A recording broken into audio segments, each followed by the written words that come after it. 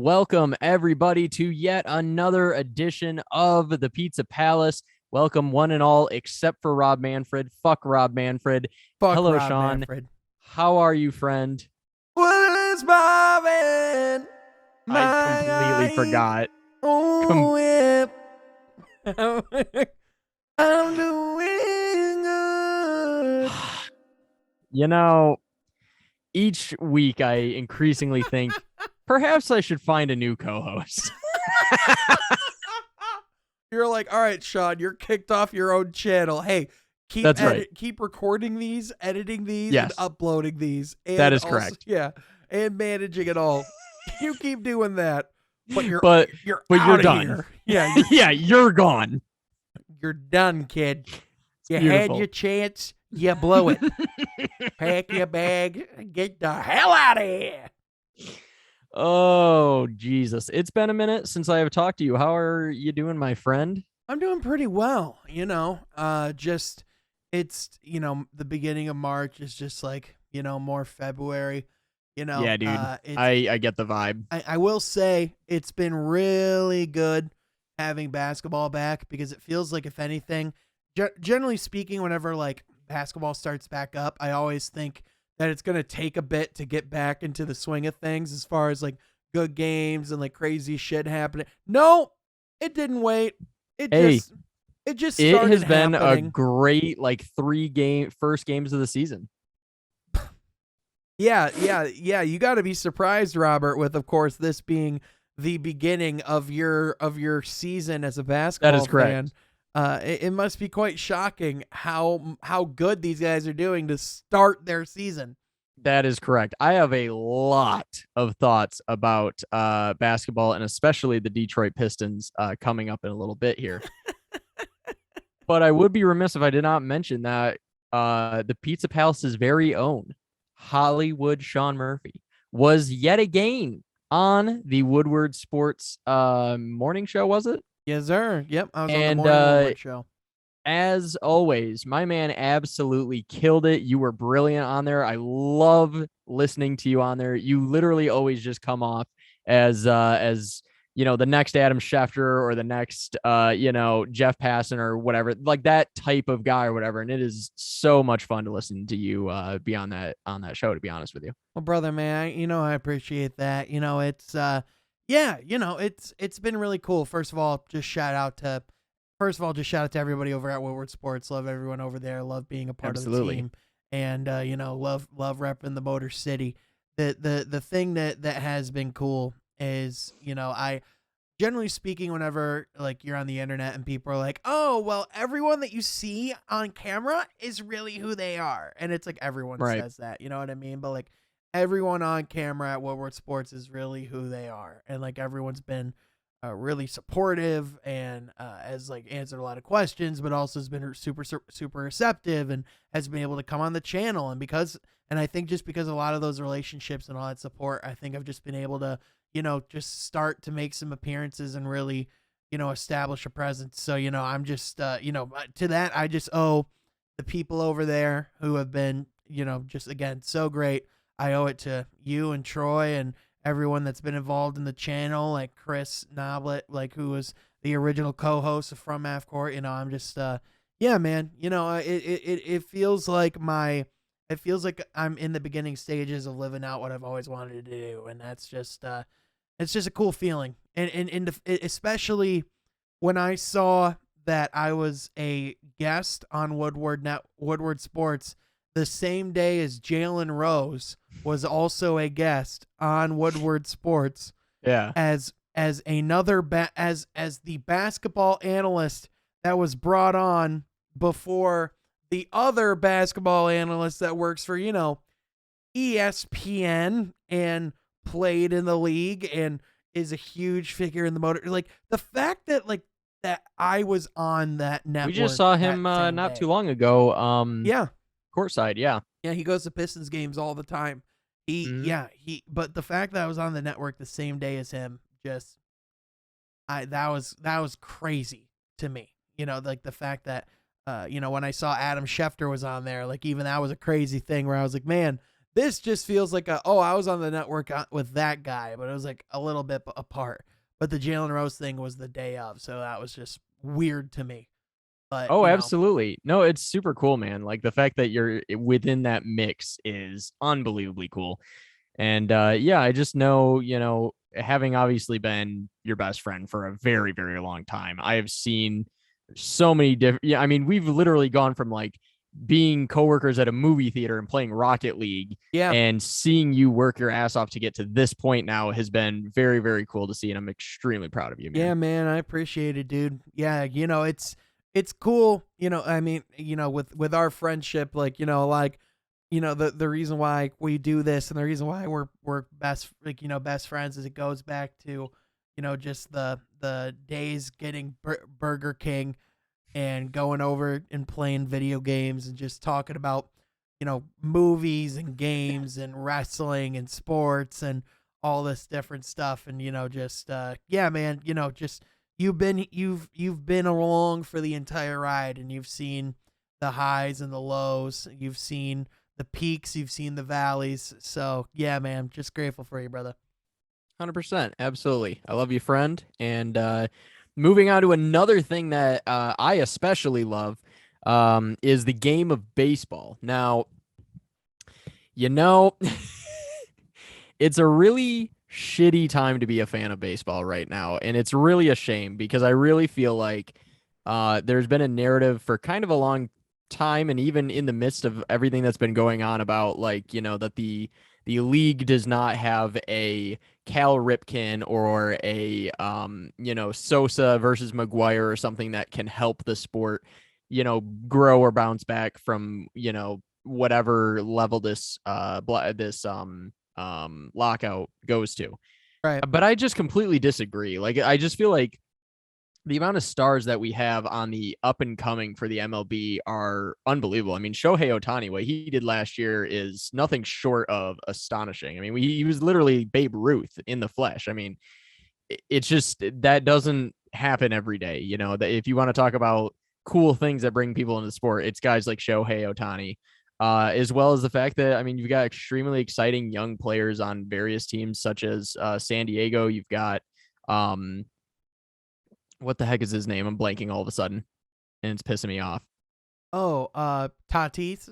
Tatis, yes, thank you. Yeah. Fernando Tatis Jr. Mm-hmm. And of course, with the New York Yankees, you've got Aaron Judge and Stanton and all these guys, whatever, the heavy hitters, right? Right. And the Tigers are kind of on their way back, which is great for the sport of baseball in general when they are in the mix. Well, they're The on their way Mets are back in the spending sense, $1 million. yeah, they have talent, which is great, but apparently they won't be on their way back to the stadium anyway anytime soon. So yeah, it's just, but I just feel like, aside from everything going on, which we're going to get into, I just felt like it was necessary to bring up the fact that there's this bullshit narrative that baseball doesn't have a whole lot going for it right now, and that it has no, compelling player or rivalry or anything to draw people in. And I'm like, I just feel like that's completely ridiculous.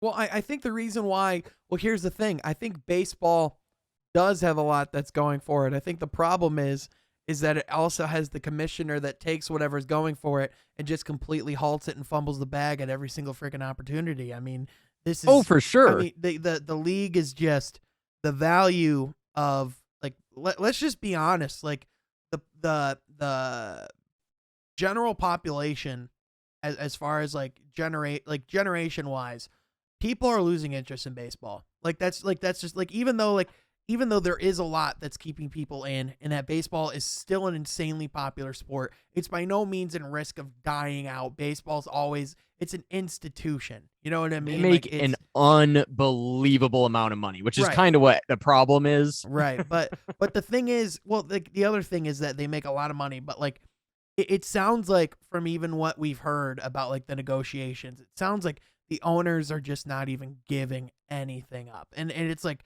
it's like, for example, like the players union wants to raise the minimum salary for players in the league because, in the MLB, 70% of players don't even make $1 million salary, which, especially when you look at all these huge contracts, it's like, okay, well, yeah, that's kind of messed up, especially when guys are getting paid all this money. So Yeah. The proposed minimum salary for from the players union was 725, like 725,000 a year, Right. and the owners are at 675 and will not budge.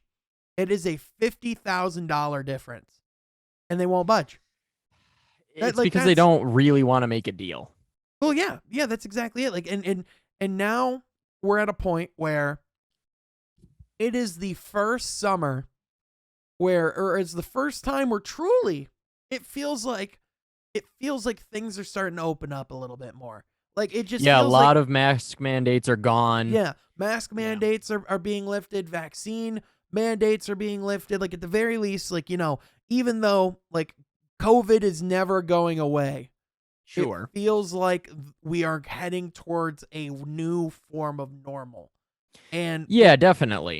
for the sport of baseball, especially off of, probably their best year in a while as far as like engagement goes, as far as like stars goes, as far as, those kinds of things. I thought last year went pretty well for the league, all things considered. Just to not be ready to go for opening day, and for it to be confirmed now that we're going to Miss be at least losing the games. first two seasons. Or series, rather. Yeah, we're gonna miss 2 years of baseball. Yeah. Yeah, It feels like it at this point, but no, the first two series yeah. of the season are gone. Which if that's all we lose, then that's fine. As However, a Yankees fan, I'm cool because we immediately go on the road. We start the season in Texas and play the Rangers, and then we play Houston, and I don't really want to do that. right. So Well, but I'm kind of okay with it. here's the reality though. Yeah. We're losing more than that. We're losing more than the first two series. Oh, for sure. I think right now, I think we're gonna be. I think we could see baseball back like May 1st. Yes, I think we lose April. Like, I think April is gone. I think that is like spring. That is spring training month. Which the fact that we're gonna have spring training in April is just bonkers. Yeah. But you know what? Hey, this is at the end of the day, Rob Manfred really does need to go. He is the worst one of the worst commissioners in sports, probably the worst. Probably the worst. He's Yeah, the most destructive to his sport. Yeah, I mean, Roger Goodell. Say what you will about him. He's a dumbass, but he's not destroying the NFL. You know what he's really good at for the NFL? Bringing in a ton of money, because they are doing that hand over fist with Roger Goodell in the commissioner's seat, and that's all they really care about. That's the bottom line. It's nothing else. And there's a lot of things that I could complain about when it comes to Gary Bettman as well for the NHL, but he looks like the world's greatest commissioner in comparison to fucking Rob Manfred. Like, are you kidding me? Right. So yeah, it's unbelievable. Well, even then, I feel like the NHL's has had some improvements. I like their new broadcasting, like their new broadcasting structure. I like that they're going to be on ESPN more. I like that they're in that family of networks. I like that they're on TNT. I've got some thoughts on that. Well, I mean, yeah, it's a whole other conversation for a whole different day. Don't worry, I'll get if we have time today, I'll get to that. But I have a whole rant for the NHL on ESPN, but that's okay. Yeah, that's okay. Well, maybe we'll even set a whole podcast talking about the NHL and get that would more be hockey sick. Shit. Yeah. But no, I think the point though that I wanted to make is that I've heard from many talk shows over the past couple of days about how the last time we had a major lockout was 1994, right? Mm-hmm. And everyone says, oh, well, it's okay because back then, after the lockout, we had everything going on with Sosa versus McGuire, and you had Cal Ripken, playing a million games in a row or whatever the fuck and all this bullshit. And it's like, yeah, cool. Right. But we also, kind of like you said, have good momentum going in the sport right now. And we have some of the best and brightest young stars, such as Shohei Ohtani coming, as well as the fact that you have a lot of bizarre teams in a way making a lot of, headway as far as like all this talk about, baseball needing maybe a salary cap or this or that so that teams like the Yankees and the Dodgers aren't able to just go out and buy championships.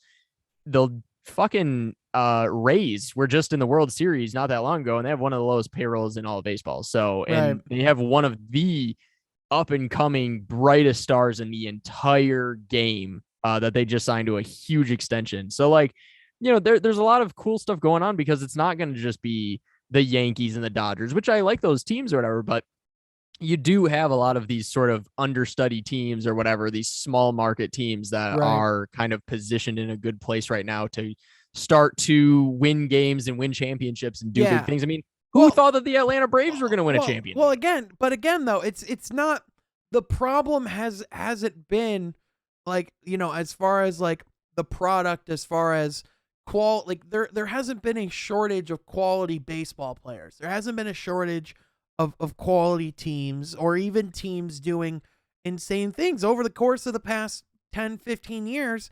We've seen some of the craziest moments in postseason history. We saw the Cubs win a World Series for the first time in over 100 years. Again, like I don't think anyone's arguing that like that baseball's missing those moments. The problem is that if but the problem Yeah. is though, Robert, is that if baseball can't tackle the little shit that they're going through right now, which is payment disputes, which is how you finance the whole league, because listen, the MLB can try to, keep everything in the past how things have been, but like you're going to lose that battle, especially when other athletes can look at what other leagues are doing, what organizations are doing, and what the standard is. And they have plenty, a lot of these guys have plenty of reason to sit out and wait this out for the owners to actually get their shit together. Like the thing is, I agree with you 100%. I'm just saying that this is what I've been hearing this week, and it caught me off guard because I just didn't expect, especially these news hosts to start bringing up weird shit like, oh, well, the league is really going to be in shambles because once they end this lockout or whatever, they're going to have lost so many fans that there's nothing for them to come back to. And I'm like, what the fuck are you talking about? I'm like, the whole reason why this whole thing sucks so much is not only just because we like the sport, but there is a lot going right now. Like, what the fuck are we talking about? Well, I think it's just because of the fatigue of this type of shit being in the sphere of baseball all the time. Like with baseball, it's just there's never, for whatever reason, it just doesn't seem like the league gets it right in a lot of aspects as far as decision making, as far as how they produce and present the product. Like, it just, the MLB just, they've always felt a little behind on certain things. They're just starting to get more and more behind. And yeah, sorry, I was just gonna say that I think one of the things going on this week that has been super telling is a lot of weird shit, like, for instance, Derek Jeter leaving the Marlins. Now, yeah, there's been mixed reports of whether or not it had anything to do with the lockout, but clearly there was something going on within the organization that caused this to happen. right. Because Well, wasn't it also a complete dumpster fire too? I mean, wasn't the situation in Miami just not really a great situation at all? yes and no. Actually, I've been thinking over the last couple of seasons that the Marlins were really on the way up. I feel like they've really been on an upswing. They've got a lot of great young talent, especially their pitchers. They have a great pitching staff that's on the way and things like that. So I feel like they have a young, talented team that's really starting to put something together.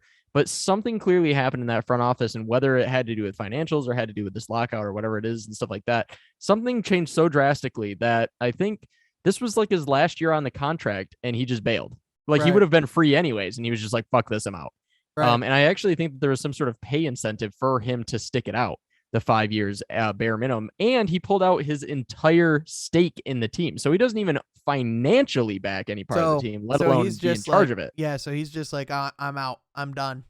Exactly, which is very interesting. And I just feel like there's been a few different things throughout the week that I've sort of seen of this to where I'm like, this is clearly going to get ugly and continue to get worse. Like, best case scenario, we come back in May, but both sides are completely willing to lose this season. I mean, Jeff Passan's mentioned it many times that both sides are adamant and comfortable with the fact that they could lose the entire season. Well, they were together at these negotiations. Like, they were in the same location for 10 days.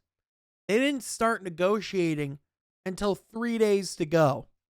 And then the problem is not only are they trying to get this negotiation done, But then the MLB has the audacity to not only come at them with low ball terms, but also comes to the Players Association with proposed rule changes and major ones. Like, did you see that they were just like, oh, hey, but all like, yeah, here's this proposal, but also, hey, vote on whether or not you're keeping the shift. Like all this, it's like, what are you doing? Like, why? It's insane. Like, They just why? didn't want to make a deal happen. Yeah, like why are you playing these types of, like this doesn't serve the sport well is the problem. No. It only serves well the pockets of these people, and it's like at that point when that's what's taking precedence, that's when the magic of the game feels dead and it gets more into the reality of baseball.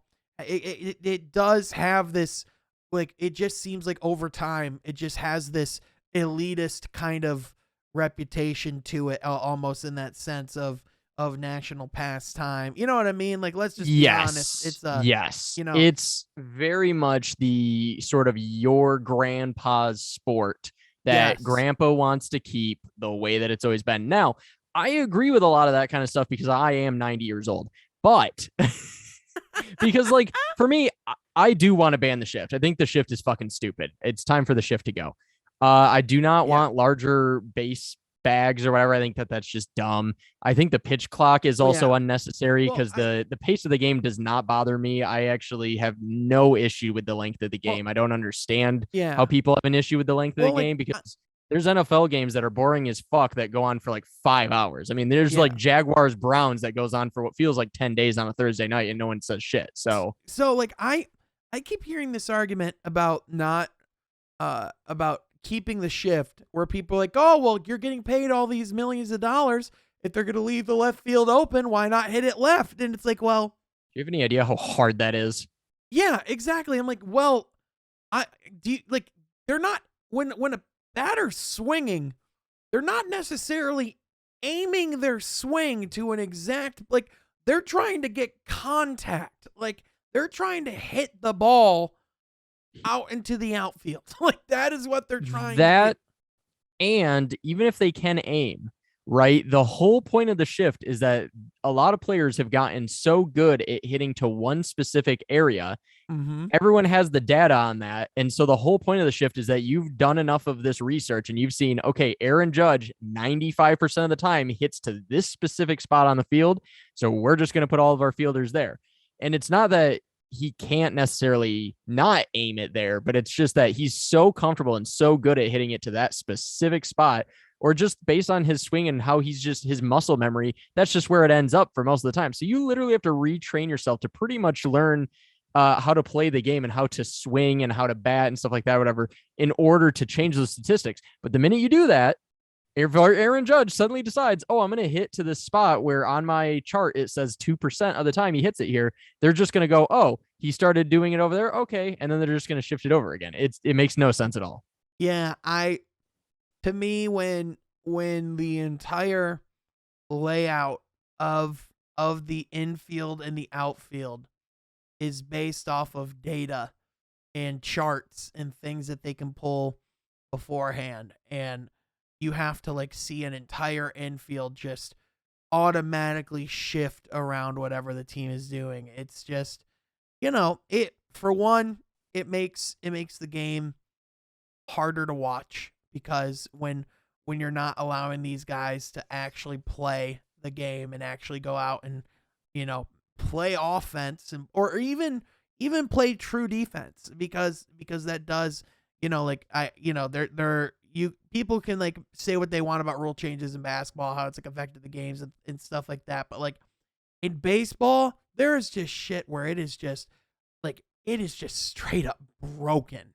You know what I mean? Like, I don't know, man. It's just, yeah, they're like, as far as the stars, as far as like, like the product of like baseball as the sport, being able to watch it, like there are a lot of good things and a lot of good momentum, but like if the sport truly wants to be back into like the prominence or in the spotlight of these other leagues and kind of be seen as like, because when baseball back in like the early 2000s was still a huge deal, you know what I mean? Like with Yep. like the only way we're gonna have things like, like home run stretches, or like the national, like, pop culture get interested in baseball again, is if we just get over this little shit and getting to a point where we can actually start having conversations on fixing the game and not on the little shit that keeps us from doing that. You know what I'm like? And that's just For where I'm at. sure.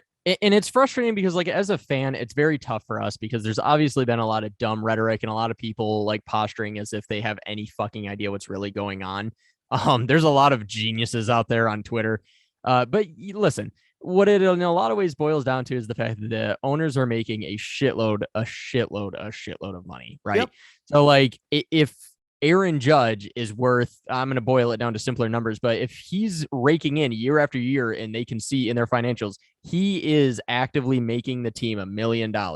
And they're like, that's cool. Well, we're going to pay you $200,000.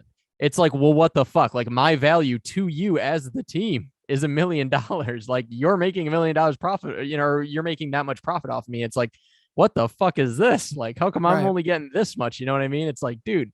So players want to get their value or damn close to their value, and they're getting not even close. So that's a lot of what the issue is and stuff like that. And obviously to us, it seems ridiculous because it's like, we're just living our lives this way and stuff like that. But listen, I get it. Well, it's like, in the sport, like in a sport like the UFC, it's more understandable as to why we're seeing payment, like conversations about pay and like them raising pay, because they're still in the infancy of their company. Like the sport of MMA in the grand scheme of things, compared to the rest of the sports world, is a young sport.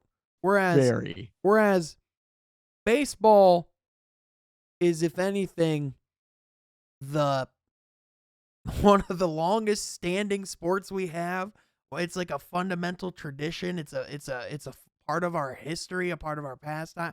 It's like, y'all have had a while to know how to figure this out. Better than also what like is right now. You do. The thing that's crazy to me too, especially with that point, is that, like, while yes, you could have a crazy injury that ends your baseball career and then you don't get all of the money that you could have made and stuff like that, yada yada. I get it.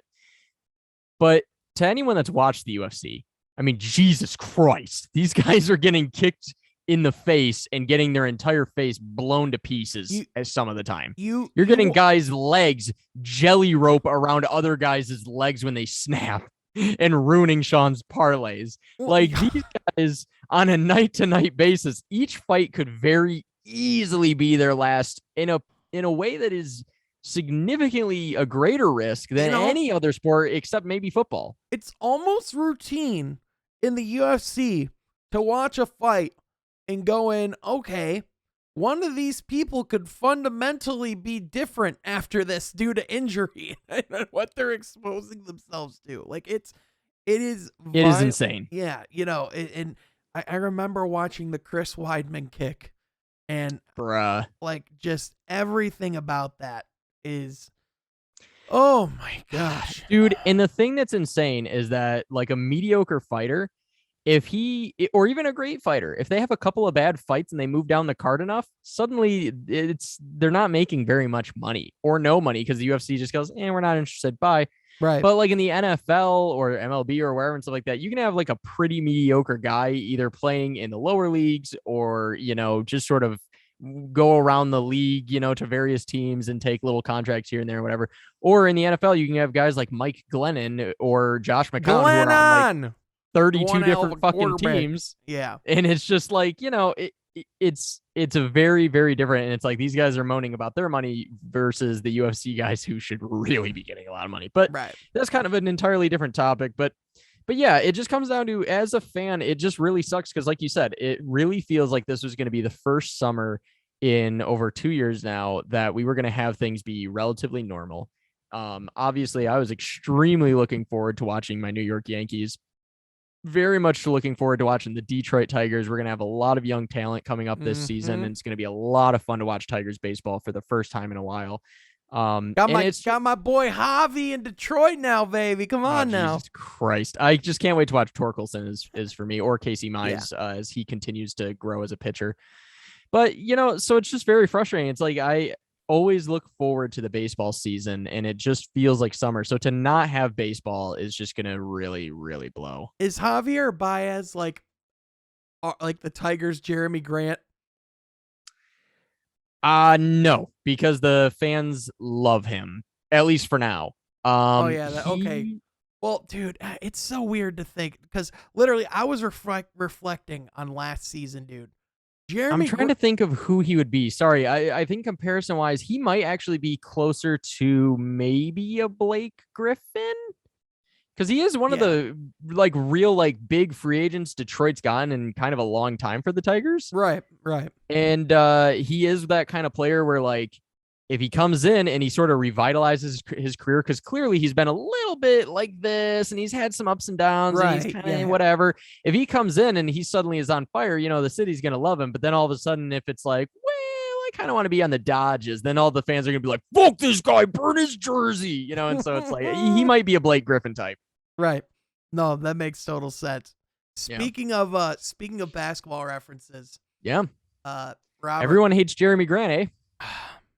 Brick by brick, he is building himself a wall from Pistons fans. I don't get it. I really don't get it. I feel bad for him. Yeah, I do too. I mean, especially watching him go out there. It's so bad. Well, the thing is, dude, he's still a good player. He's fine. Yes. It's one of those things where it's not as bad as Pistons fans are making it out to be. Has he been the same player of last year? Not quite. No. But you know what else? Guess where a lot of other shot attempts are going? Cade Cunningham, Sadiq Bey, Isaiah Stewart, Marvin Bagley. These guys are looking Amadou great. Diallo. Speaking of which, hold on, is Bagley hurt? Yeah, he sprained his ankle. Fuck. Yeah. Well, I mean, it's okay. It's not the end. I've really been enjoying him. He is really fun. He's by the time this will come out, he will have missed his third game in a row. He's doubtful for Thursday. So I would imagine they're just going to play it safe with him. Listen, I mean, we're still going to probably bring him back in on 3 years, $21 million over the, so he's been fun so far. One thing, sucks defensively. Yes, he does. Not a good defender. So no, all of this, but him and Cade are fun. All of this, people going, I could possibly, all these people going, I could possibly see him starting over Isaiah Stewart. That seems pretty smart to me. Get the fuck out of here. No. Offensively, sure. Defensively, not a shot. Well, even offensively, Stewart's gotten better. He's showing some nights where he's having some, he's gotten a lot better at pick and roll. He's gotten a lot better at attacking the rim, getting offensive rebounds, getting second chances. He's a lot more aggressive in the paint. And when he's been aggressive, he's actually also still been pretty efficient. So if Bagley this offseason can somehow completely turn around his defensive game and actually figure that the fuck out, then sure. Yeah, but until he does that. Yeah, until he radically overcomes his shortcomings as a defender, no. Yeah. He is not yet a starting center in the NBA. No. For him, though, okay, because I picture that Isaiah Stewart is going to eventually be the bench center. That's just where he's going to be. Yeah. Let's say that Bagley's good enough to keep on the team as we continue to get this rebuild going towards the playoffs and championships and all that kind of good stuff. Mm-hmm. We're going to have to get a true number one center. Where does that leave Bagley then? Well, I mean, in the draft right now, it's looking like we're probably going to draft, a go-to 4. So to me, I see Bagley as a backup 4. Someone that can also so him and Stewart on the court at the same time then. Yeah. So it's as of right now, I see Bagley as a great bench piece. If as far as what his ceiling can be, I mean, listen, the guy was drafted number 2 overall for a reason. I'm not saying he has a ceiling of a number 2 guy anymore. I just don't think that's fair to say. I just don't think that's true. I don't But either. I listen. There's a lot there to like. There really is, and so I do love the idea of having him in the building and letting him have a second chance and to grow in this system and to get comfortable with the guys because with it's been tangible the effect he's already had as far as how much it really opens up the offense, how much it really even allows us to roam in the paint more, like just Yeah. having someone that can jump up and get the ball and someone that Yes. it's allowed Killian and Cade alike to expand their playmaking beyond beyond the cylinder. Like they can go above the rim now, which is just again, that's just huge. So I think Bagley is just he definitely has value on our team going forward. But Yes, absolutely. I think we just got to Obviously be not realistic. super high value. Yeah, But we like, just got to yeah, be yeah. realistic about what he is. Like again, What I think is the name of the guy that we're likely to draft? The well, big lanky kid. well, there's a couple. The main two names that you're probably gonna want to keep your eye on are Chet Holmgren That's the one. and Jabari Smith Jr. Right. And I actually think I like him better. And But that's fair. They're both awesome. They're both awesome. I would like it's not like a Jeremy Grant not like a Jeremy Grant, like a Jalen Green situation where it's like, no, I clearly do not want him because yes. I like them both a lot. My argument with my difference between the two is I think Jabari Smith has a higher floor. I think day one, Jabari Smith Jr. is a better NBA player. I just think with his all-around skill set, everything that he brings to the table right now, I think he's be able to come in and probably have an instant impact. I think he'd be great around Cade Cunningham. Yeah, I like him significantly better. But the ceiling of Chet Holmgren is, listen, 6'11" guys who can handle the ball, create their own shot, create for others. Like this guy is efficient. He has historically good numbers. He's doing things that other people in college haven't done before. Like the guy. Yeah, he looks like what's his Kevin Durant. Yeah. There's definitely that Kevin Durant comparison there. I obviously, like I said, I don't like to ever compare anyone to Kevin Durant because he's Kevin motherfucking Durant. But I mean, For sure. He's Kevin mother Durant. But like it's just one of those. Yeah, it's for me, I can see either side. I personally am a Chet guy. I don't blame people that are a Jabari guy because there's days where I go, yeah, I think I want Jabari too. But Troy Weaver wants Jabari, so that should probably tell me I want Jabari too. But yet again, he also drafted Killian, so that evens out a little bit. So, in the thing too that's really cool with the Pistons so far, right, is like even with Killian, is Killian a starter on our team who's going to help us win a championship?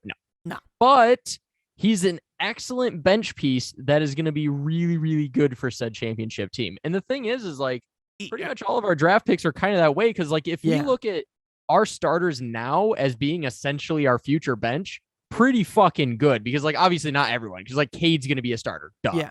Like let's say Cade stays a starter. Sadiq stays a starter, and then you get Chet or whoever, and then you go out and you trade and get two other high caliber guys, and then on the bench you've got Isaiah Stewart, you've got maybe Bagley, you've got Killian, and maybe Jeremy Grant. We'll see stuff like that or whatever. Like our bench could be absolutely lethal. Or at least extremely, extremely serviceable with those top guys. If Jeremy Grant's gonna be in Detroit, he ain't coming off the bench. I think. Listen. He would definitely be in a trade. I think more than likely he gets traded this summer. That's just what my gut tells me. To me, it just makes the most sense for all sides. I think. For us, it gives us more opportunities to get more guys. For him, he can go and be in a situation that fits his timeline better. He can go win now, be in a role where he can actually be on a competitive team. Because I think just in Detroit, it's like, here's the reality, man. And people might not like to hear this. Don't be surprised if Detroit entertains the idea of one more year going in the lottery. Yeah, I mean, Like absolutely.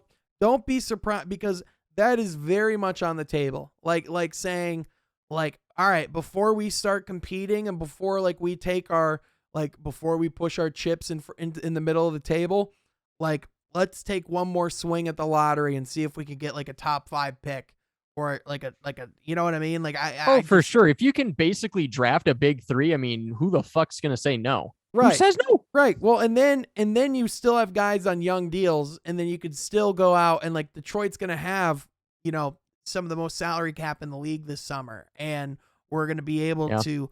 So I just, I'm not going to be surprised. I would imagine, if I'd imagine we're going to be a little more aggressive this summer. And I wrote an article on Woodward Sports, kind of talking about like what the rest of the season is going to look like. And I think it's just about like establishing identity, but I also think it's about establishing who's going to be in the locker room. Like who are the guys that are going to stay? Like Right. who's worth keeping around? Who do we want in Detroit going forward? Because And that's something we've been talking about a lot on this show. And what I've been asking you many a time of like, who are the guys that are clearly starters, which guys are bench guys, and which guys do we just kind of get rid of, especially if their value is decent enough? And I think we've pretty much come to the consensus. Of course, Cade is the centerpiece. yeah, Sadiq Bey is likely to be a main guy near him. yeah, And Killian is going to be our key guy on the bench.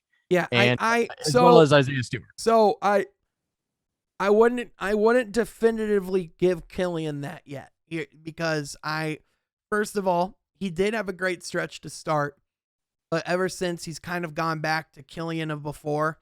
Like a lot of nights he just has, like, if you look at his stat sheet, he'll have like 6 or 7 points, 2 of 6 from the field, gets a couple free Yikes. throws. He'll get like a couple steals. He'll get like a few rebounds. He'll either get a lot of assists or a lot of turnovers.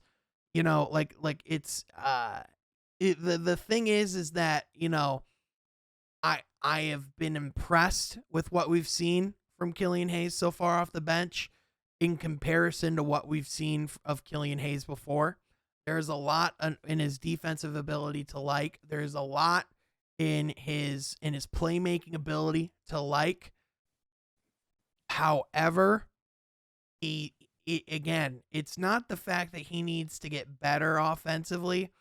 Sure. He needs to be NBA level offensively, because he's not even there yet. Like as far as like, if you just break down the numbers, if you look at his field goal percentage and his efficiency and how he scores the ball, like he is towards the bottom of the league in almost every scoring statistic. And so it's just, and again, I'm not clamoring for this guy to be Tyrese Halliburton, going out putting up 20 points and 10 assists and like doing all that stuff. Like you gotta show me more at some point, man. I 100% agree with you. A And question so, that I do have with that is, we at one point when Sadiq Bey was in a bit of a slump, right? We sent him down to the G League, and I just kind of have to wonder on some level why that hasn't happened with Killian Hayes. with Sadiq. Yeah, didn't we send Sadiq down around the beginning of the season down to the G League for a little bit?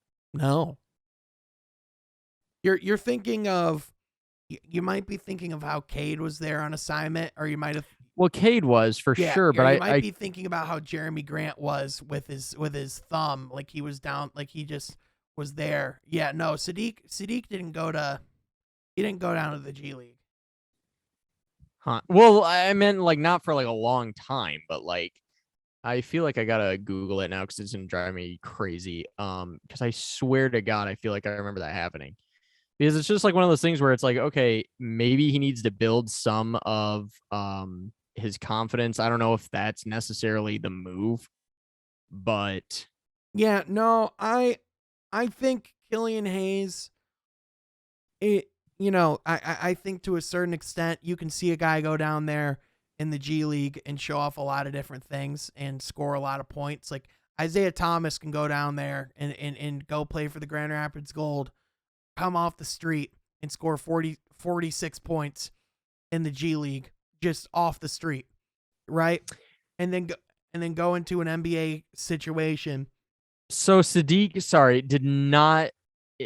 I don't think he went down to the G League, but there was a lot of talk about it in December. That's what I'm thinking of. December 13th, 2021. There was a lot of talk and questions asked to Dwayne Casey about it, of whether or not he was going to end up down in the G League for a little bit to get his confidence back. And I don't know that he ultimately ever did. But yeah, Casey poo-pooed that.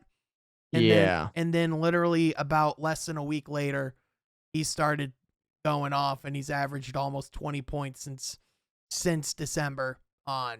So, right. yeah. But I think that's just what I remember is that period of time when everyone was like, oh, we'll send him to the G League, whatever. And I'm like, well, why has that not been the conversation with Killian at this point when he's significantly worse? Well, first of all, I just hate the idea of just send him to the G League in general, like as if that's just the ultimate solution to go fix a player.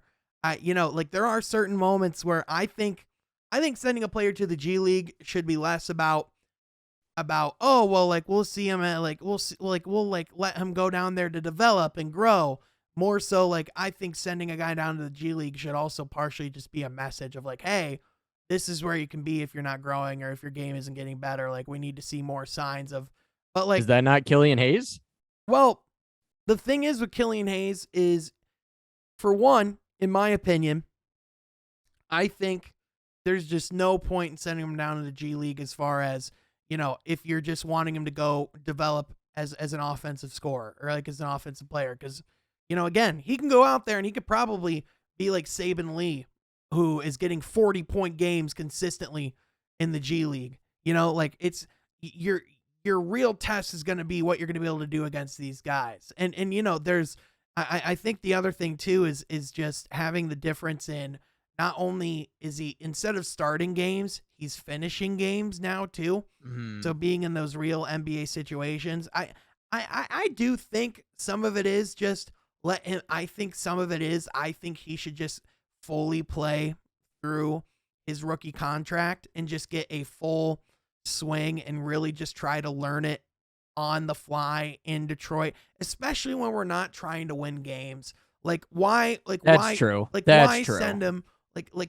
Because there are things that he does that are NBA ready. You know what I mean? I think Detroit has faith that stuff will come with confidence in his overall game, which there's been things that we've seen where with the confidence that he's gotten better, and defensively he's gotten more aggressive. So like there's areas where he has been more aggressive and doing more things, and even on the bench role, being that like key playmaker for that second unit, you can even see that he loves being the primary ball handler and like that. And people are like, oh well, why doesn't Killian start? Like why doesn't like he get the ball? Well, because if he starts and the ball's in his hands, there's really only so much you can do when you yourself are not an offensive threat in a starting five. And like it's not that he's not a You don't want that. Exactly. That's the simple answer. You just don't want that. Well, and here's the other answer. Because we did it for half a year and it didn't work. So what do you want? Like it's like Packers fans who want them to start like Jordan Love or whatever. It's like you don't fucking want that. You do not want that. Well, stop it. Well, it's like again, it's like what I said last year. People also think that player development is just getting all of the touches, all of the minutes, all of the reps. Yes. Like and it's again, being the starting point guard and having the primary ball handling responsibility is not something that you should just be given because you were the 7th overall pick. It's something that's earned. Cade Cunningham came in and earned the primary ball handler role and earned the number 1 option scoring role. Like people talk about Jeremy Grant being like this problem for us. If you look on the box sheet every single night, you know who's taking more shots consistently than Jeremy Grant? Cade Cunningham. So for all those people saying he's selfish, by the way, Jeremy Grant's been pretty okay with letting a rookie come in and take his job. Right. So, yeah, but anyway, like just my thing with Killian, like I'm all for being optimistic, and I hope that bench role is a good thing for him. I just, again, I think I think we're overreactionary as a fan, where Oh yeah. I think when a player does well, we overvalue who they are, and then when a player doesn't play well, Sekou Demboya.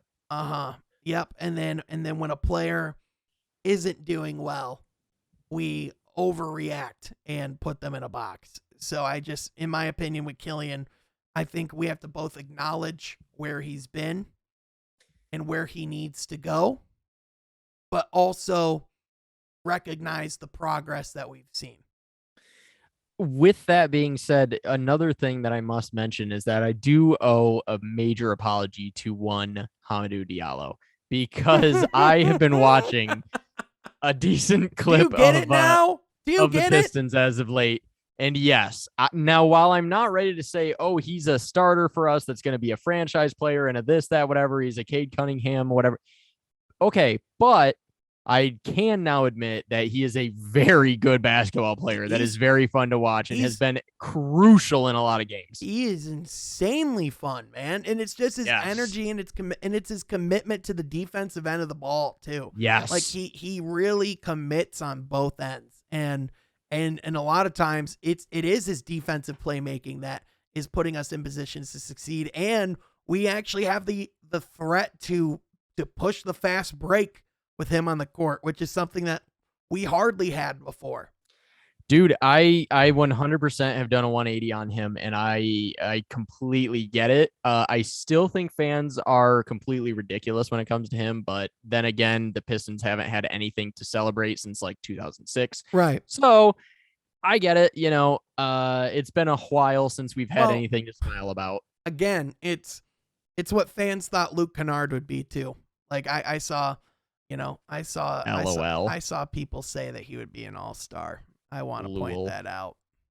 He was there on All-Star Saturday in the 3-point contest, but like sick. That's it. Sick. And he lost. He was in a mini game, sick. But yeah, yeah, man. But I do get it. And I also must finally and shamefully give Kelly Olynyk his flowers. I must finally concede. I was hoping you were going to concede something else, but I will take you conceding on the Kelly Olynyk. That is the second best thing you could have said. Because listen, first of all, yeah. Can we just acknowledge, first of all, Kelly Olynyk is objectively a likable human being?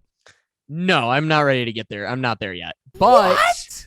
I am ready to say that he played a very crucial role in finally getting us over the hump and beating the stupid fucking Charlotte Hornets. You mean the crucial role of hitting the game winner? That is correct.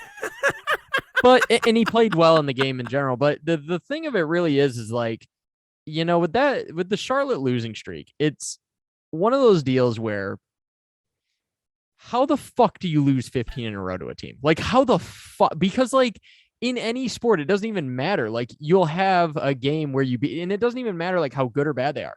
Like, we've beaten the Nets when they had a lot of their great players. We've lost to teams that had fucking toothpicks out there. Like, it just happens. Like, sometimes you lose to teams you shouldn't, and sometimes you beat teams you have no business beating. So it makes no sense how a mediocre ass Charlotte team, I mean, obviously now they're pretty good, but like for much of this losing streak, they've been pretty fucking mediocre to bad. Yeah. And we've lost 15 games in a row. How the fuck do you do that? So thank God that shit's over. Yeah, that just felt good. Like it that felt was so good. Like, it's just an annoying monkey to have off our shoulder. You know what I mean? It's it feels incredible to know that we finally beat those goddamn Hornets. And I think some of it is, I think back when we had good players, I think some of it is you play to your competition on a night-to-night basis if you're not a great franchise. And I think we were not a great franchise over the past decade. And I think also, over the past couple of years, obviously they've gotten a little better than we have. So For sure. when we were there in person and saw the Hornets wobberknockle us, just slobber knocker us into the ground. Like it was pretty fair to see. Okay, yeah, that's the better team. Yeah. Oh yeah. I think we Yeah. can That whole game, I was that. kind of looking over at you, and I think I said to you multiple times, I was like, man, I'm sick of sucking. Like I'm just sick of sucking. And I was like sitting there, like I was like James Franco in that meme where it's like first time, like you know what I mean? I'm like, welcome to the party. Like, what do you expect? God damn. You know, it's funny because we were talking about actually at one point on FaceTime yesterday, I think, about how I really am built to be a Miami Heat fan because it's a fan base that knows nothing, Yep. that bases all of their takes on almost no information. They all just come sort in of the like third quarter. That's right. Yep. They like basically every player and just are like, yeah, that's my guy. Whoever the fuck it is doesn't matter. The team's always just good enough that you're never really that upset. You're always like, oh yeah, we're probably gonna make the playoffs. And if you don't, you're like, huh, all right, well, all right. And they're always sort of in the mix and sort of good enough. And they're always, on that brink somewhere. They're always sort of fun. They're like, right. They are literally the greatest casual fan team in the entire market because they have great uniforms, they have great management, great coaching, a great atmosphere, great just about everything. They never are so good that they're winning all these championships like the Lakers, but they're never so bad that they're the Sacramento Kings. Like they are really the perfect team for a guy like me who needs a team that isn't necessarily winning the championship every year, but for the love of Christ, at least let me flirt with the idea most years. Because like when I go for like a decade with not even like a whisper of championship, I'm going, this is fucking boring. I can admit that.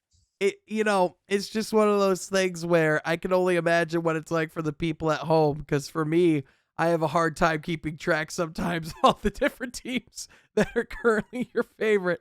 And so for sure, we need to make a spreadsheet. Yeah, you should make a calendar. Honestly, that would probably be a little bit more helpful. I feel like it's simpler than people give me credit for. Well, it's simple in the fact that like, there's certain ones that are obvious, but like in certain leagues, it depends on who's doing well. Oh, 100%. I mean, basketball, certainly. Yeah. Certainly with basketball. I could wake up. I wake up and I know when you're a Bulls fan. I'll say that. 100%. 100%.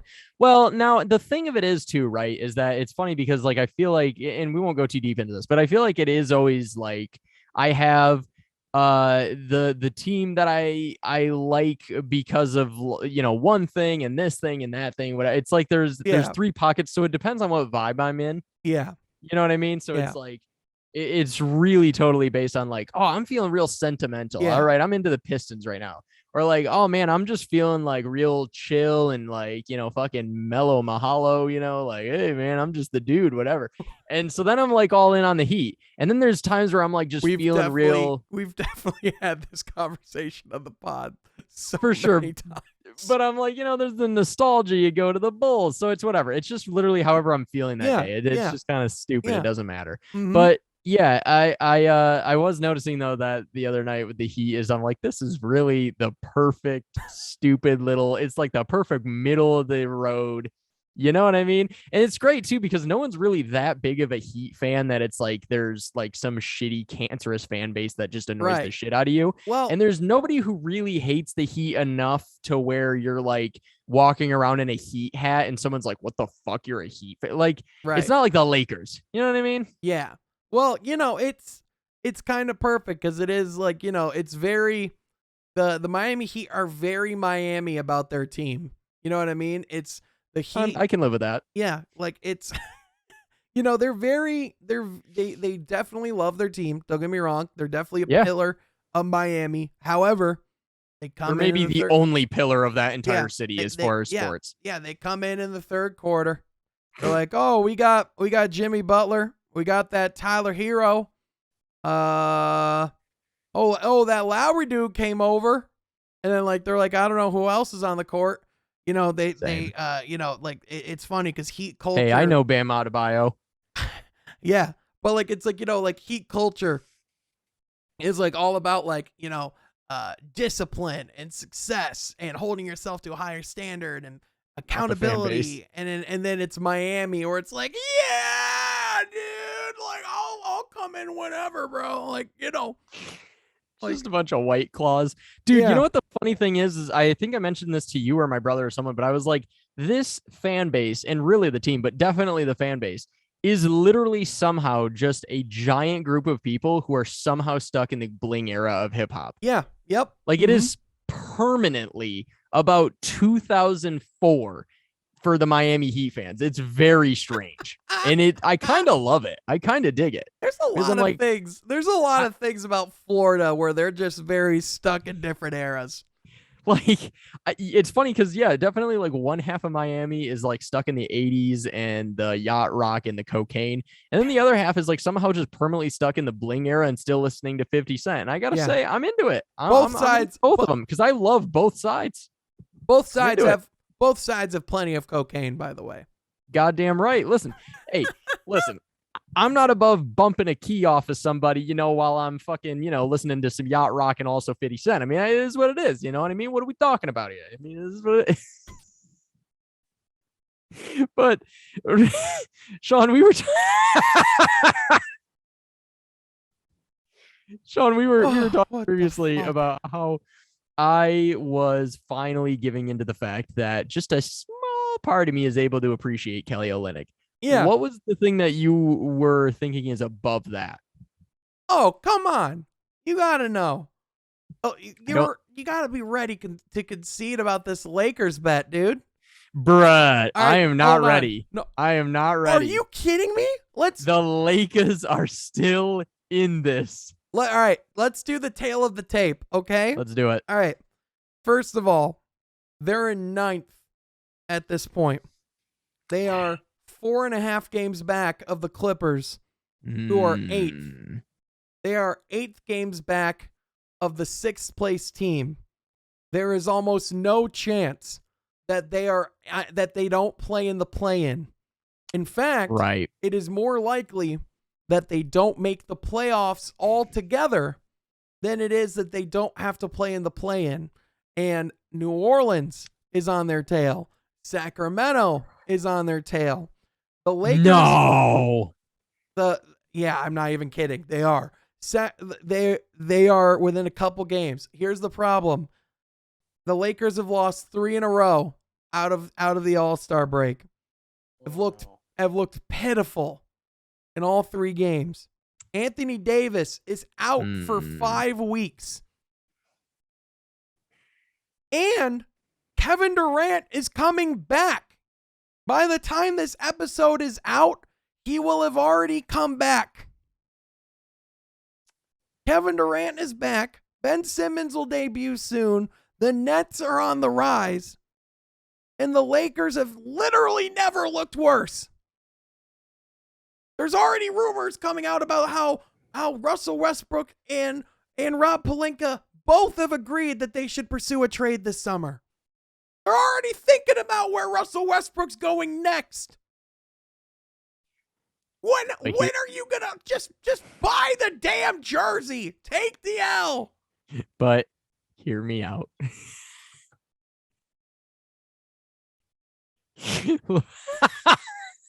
I'm ready. Let's hear your analysis. What you've seen. I mean, apparently it's only the beginning of the season, so there's That's not. right. The season is still young. The LeBron James is still LeBron James. You're right, and that's great. But he got outplayed by a 23-year-old last night. Luka Doncic is 23 years old, and he cooked his ass. But what if Ben Simmons comes in and is such a cancer to this team that he absolutely drowns the Brooklyn Nets? They already have Kyrie Irving. What could possibly come in Well, and be they worse? sort of have Kyrie Irving. Well, apparently. Well, actually, no. Never mind. No, because New York rules make no fucking sense. Yeah, Let the well, man and- play. and Jesus Christ. Well, and even though there were reports that like the vaccine mandate was going to be lifted, the New York mayor was like, yeah, not so fast on that shit. But like, all right, here's the thing. It's fucking stupid is what it is. Let the man play. Well, all right, here's the thing. First of all, Ben Simmons can come in and he can literally get 0 points a game, get 1 assist and 1 rebound, and the Nets could still go out and win by 20 because they have Kevin Durant out on the court. But hear me out. He gets 2 points on 40 tries. You think Ben Simmons, who was afraid he to hogs take the ball for so long. I'm sorry. I'm sorry. Your hope is a guy who refused, who only passes. Who refused to take 1 layup. Open Literally one. at the rim. One. During the playoffs. You want that? You're relying on that guy? Robert, just get out the flag, dude. This is getting sad. Like, listen, I'm starting to feel bad for you. Here's the deal. I don't give up.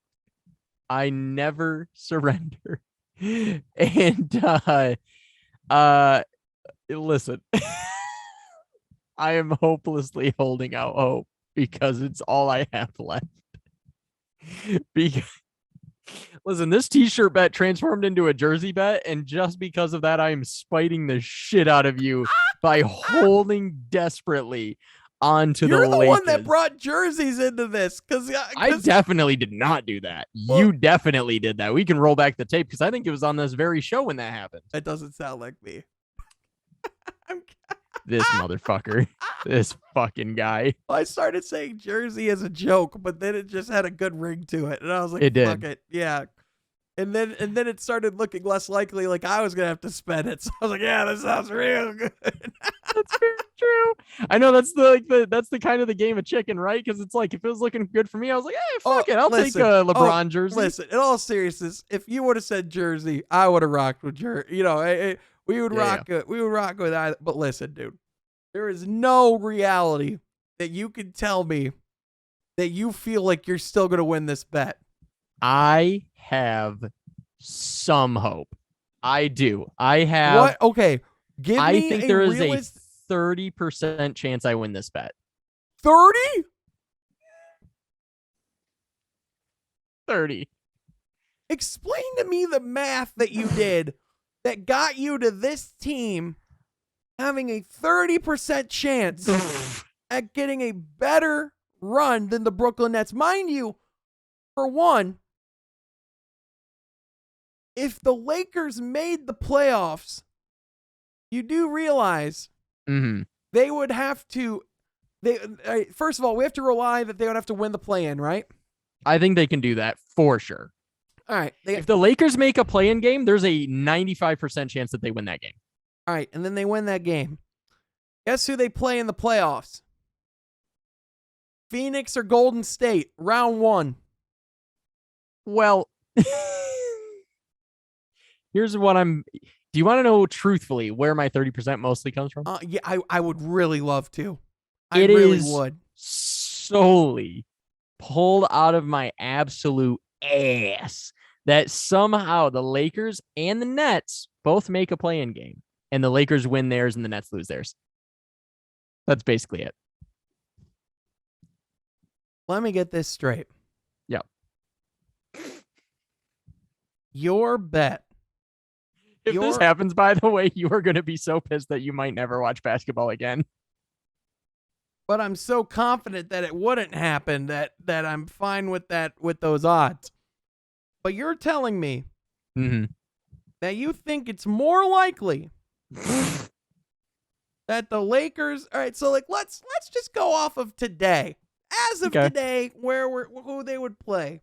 You're more confident that the Lakers would beat the Clippers in a play-in game than you are the Brooklyn Nets facing Charlotte at home.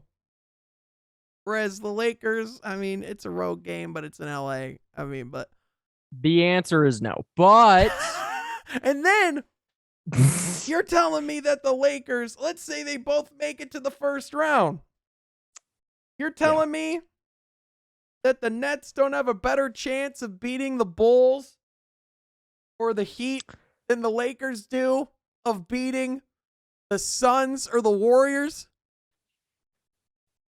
I will say this. I think You're that they out of your damn mind if you think I that. think that the Nets clearly have a better chance of winning against one of those teams. Uh-huh. I do think that both of them are definite underdogs either way in either of those scenarios. Now, the Lakers are for sure losing to the Suns or the Golden. Like, they have a 0% chance of beating one of those teams. So, the Nets have like a 20% chance of beating the Heat and like probably a 40% chance of beating the Bulls. Right. Oh, yeah. No, I agree. But again, back to my argument. Is there a world where the Los Angeles Lakers in any way make it farther than the Brooklyn Nets this playoffs? If we make it to a scenario in which somehow the Laker game happens first and the Lakers win their game and the Nets are playing Charlotte, I just need you to know that you will somehow have never seen a bigger LaMelo Ball fan in the history of this planet than I will be for one single game. At this point, it doesn't even feel like you're worried about the money. I think this is all about the pride of the bet. That is correct. Because I have never seen you make a worse bet in my entire life. It is. Well, let's pump the brakes on that, though, because I will say when we were going into this bet, I feel like the assumption from your side was that the Lakers were definitely going to be where they're at right now, but the Nets were going to be about where the Heat are. And I think that makes this bet look a lot better than it actually is, because the fact that the Nets are at least within striking distance. I mean, they're getting further, but like the fact that they are within striking distance and the fact that the bet now halfway or more through the season is technically still open. I think that means that this bet was actually not that bad for me. You're right. However, and that I was kind of right. Or that we were both just insanely wrong. Well, here's what I would say. Mm. If Kevin Durant was healthy, Mm. I don't see a world where James Harden is in Philly right now. Oh, 100%. And if Kyrie is actually allowed to play. Yeah, but more like I think Kevin Durant's injury like was the final straw that broke the camel's back. Because I think James Harden at the very least was like, oh, well, at least I still have, I still could play with Kevin Durant. We still have a chance to win a championship. Like, we're still great together. But then when Kevin Durant went down, I think it was everything about the Brooklyn situation and the Kyrie, and I just think, that just wasn't going to work. I think, I don't think Brooklyn has any chance of winning a championship this year. I just don't. Nope. But what I would say is I still really like their situation going forward. I still think they're a threat next year. I still think they're a threat in the years to come because they still have, if Kevin Durant can be healthy, if Ben Simmons can come in and be like that supercharged Draymond Green role where he's not expected to be that offensive guy, but be a defensive force, be a primary playmaker, do that thing, I still think the Nets can be really dangerous, and then they're going to have a couple first-round picks to play with over the summer as far as trading. So, I wouldn't count them out. However, I mean, I listen, it shows, like everyone expected the Brooklyn Nets just to wreck shop this year. But I think another thing we touched on before this year was there's a lot of parity in this league, man. Like, yes, there is more than there ever has been, more than there has been in a long time, for sure. So, yes, and I think that there's a lot of really, really good teams heading into the playoffs. I think this might be one of the most fun playoffs that we will ever get to watch. I think that the Grizzlies are actually a legitimate threat. And now that being said, I predict the championship will be this: the Phoenix Suns will be playing the Philadelphia 76ers, and the Phoenix Suns will win an NBA championship. Okay. I like it. That is my official prediction. I like it. I I'm not gonna make my prediction. I'm gonna give it a little more time. However, right now, if I were to pick today, out of the West, I would pick Phoenix. Out of the East, excuse me. Out of the East, if the playoffs were to start today, if I were to have to pick today who my finals team is, I would still go Milwaukee because of the overall threat that they are. It's still hard for me to see a team that can beat Milwaukee in a series 4 times, just as far as what Giannis is like in the playoffs and what Drew Holiday kind of issues create for James Harden and for Tyrese Maxey and Chris Middleton. And also, I just, on paper, it should be Philly. It really should be Philly. It really should be Philly. However, this is me being pessimistic. Like, I'm jaded on playoff Harden because playoff Harden has been a show of himself. And the other thing too, like, even though they've been great so far and they've been dominant, first of all, by the way, right now, they could totally have come back and win this game, but they're currently down by 13 at home against the Knicks. You know, like, they're not perfect. Jesus. I mean, it's early. The Knicks always lead early and then give it up and then lose by 20. So they do that a lot. It's what the Knicks do. But like, it's just one of those things where, you know, there are a lot of things about this team that are exciting, and there are a lot of things about this team that look unstoppable on paper. But the questions about that team have never been on paper. It's always been about, in execution, can you deliver? And James Harden, you have the running mate you've been asking for. Joel Embiid, you sure as hell have the running mate you've been asking for. Let's see it. Because both of them haven't been great in the playoffs in their careers. So I'm just interested to see what they do. And so as of right now, it's just hard for me to see a team that can beat Giannis Antetokounmpo in the playoffs 4 times. That's true. That's very true. Yeah, I think everything you just said is 100% kind of the way that I look at it as well. Is it does come down to whether or not they can actually bring it in the playoffs when it matters.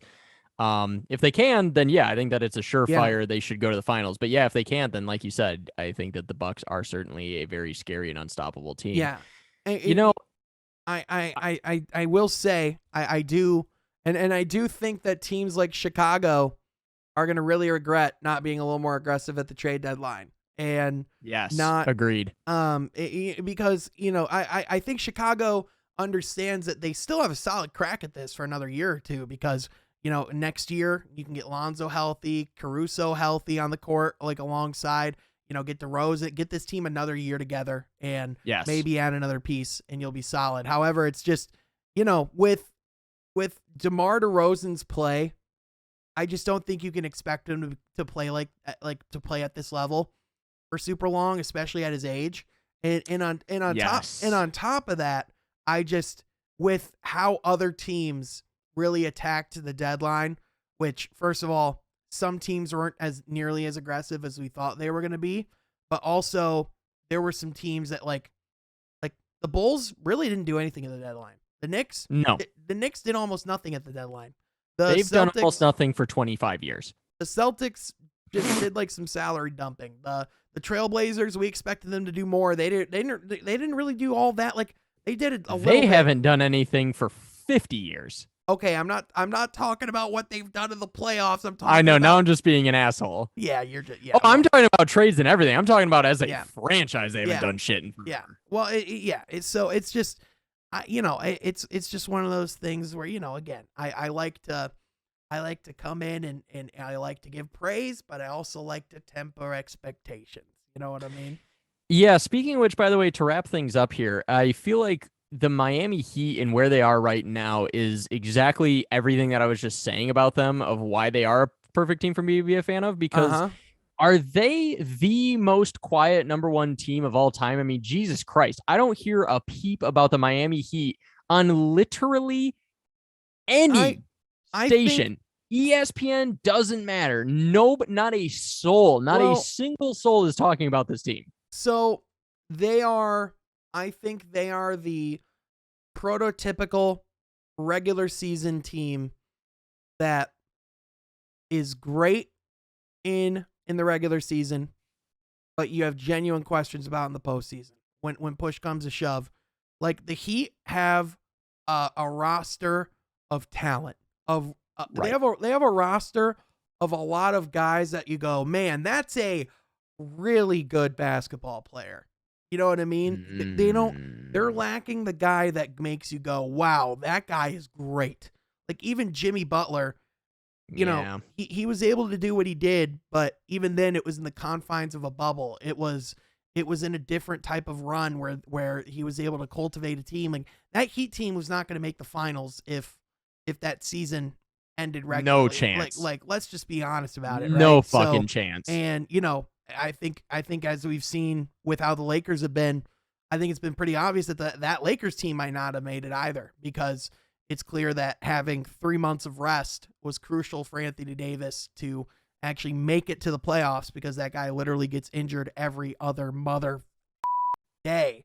It's insane. Yeah, for real. But I just found it interesting because it is one of those things of like, yeah, I get it that there are some issues and stuff like that, but it is very strange to me that a team can be that on top and no one gives a fuck about them. Not a fuck. Well, it's akin to the Utah Jazz in the Western Conference, right? Where they're another team where they're always up there in the Western Conference. Literally last year, they were the number 1 team in the Western Conference in record.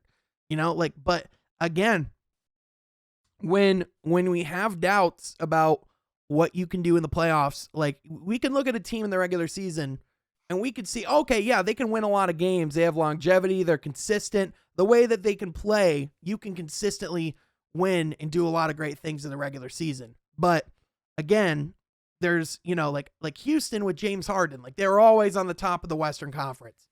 That's actually a really apt comparison. Like no one ever questioned what Houston was going to do in the regular season. No one did. Like it was like, yeah, they're going to win a crap ton of games.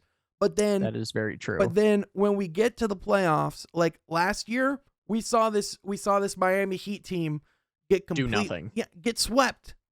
Yeah. They looked like a joke. They got run off the court. Granted, yeah. They faced the team that won the NBA championship.